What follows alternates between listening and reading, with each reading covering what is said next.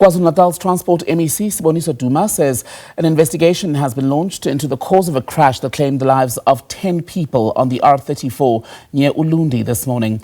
A bus carrying EFF supporters to Vryheid after an EFF Youth Day rally held in Durban yesterday was involved in a collision with a truck. The MEC says 1.2 billion rand has been invested in fixing roads, including the R34, because they are ports of entry to most parts of the province. Now, EFF leaders say that they will help in the identification process.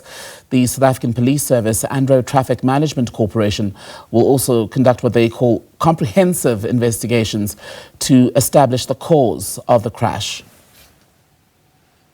I must first start by passing the condolences to the families of the deceased and also wishing the speedy recovery to those who are still in hospital.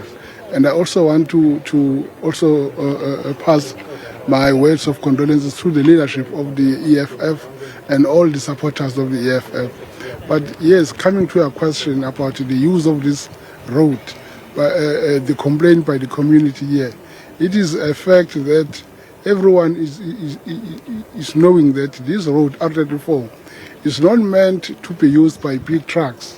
So N2 road is there for those big trucks that are transporting coal and other minerals to Richards Bay. They must use that road.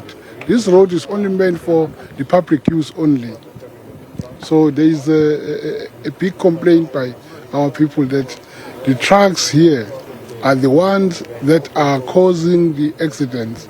If we are having an accident where a lot of lives are being taken, you must know that the truck is there.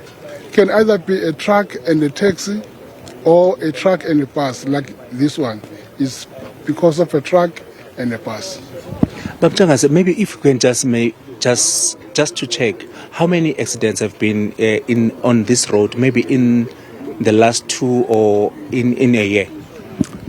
Plus minus 3 accidents in a year. Big accidents with a lot of lives that have been taken from the road. So there is a major concern about this road.